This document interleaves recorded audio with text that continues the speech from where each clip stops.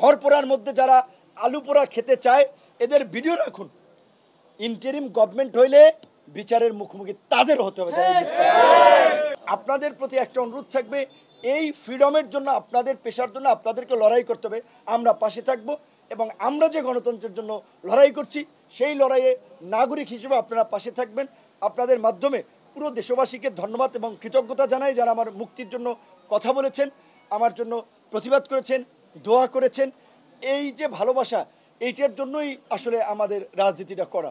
So এই ভালোবাসাই আমরা মানুষের কাছে চাই এবং আমরা এই সম্প্রীতি আগামী শুক্রবার এই সম্প্রীতি সমাবেশ করার মধ্যে দিয়ে আমরা জেলায় জেলায়ও জাতীয় ঐক্য এবং সম্প্রীতি প্রতিষ্ঠার জন্য জেলায় জেলায় আমরা সফর করব।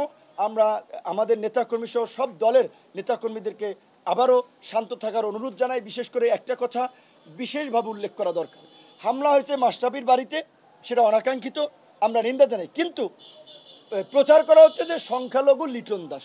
তাহলে এই যে ভারতীয় গণমাধ্যম যে বাংলাদেশ বিষয়ে যে নেগেটিভ প্রোপাগান্ডা ছড়াচ্ছে, বিভ্রান্তি ছড়াচ্ছে, শুভেন্দু অধিকারী যে পশ্চিমবঙ্গের যে বিজেপির যে সভাপতি, তিনি বলেছিলেন যে 1 কোটি হিন্দু শরণার্থীকে নাকি বাংলাদেশ থেকে ভারতে পাঠিয়ে দেবে।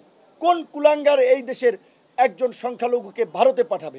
কে তাদের উপরে হামলা করবে সেটা আমরা দেখবো। তা আমার দেশের ভাই, আমাদের বন্ধু, আমাদের স্বজন।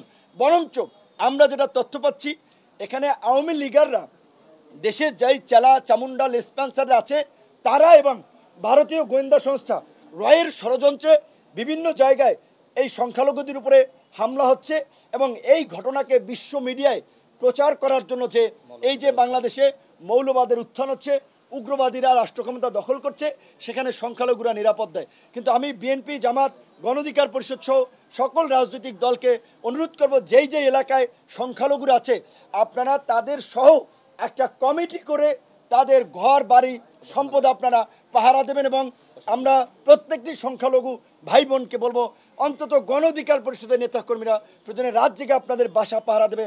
আপনারা যদি আক্রান্ত হন, গণ অধিকার পরিষদের এইখানে আপনারা এই খবরটুকু পৌঁছে দেবেন। এই যে ঘর পোড়ার মধ্যে যারা আলু পোড়া খেতে চায় এদের ভিডিও রাখুন। ইন্টারিম গভর্নমেন্ট হইলে বিচারের মুখোমুখি তাদের হতে হবে।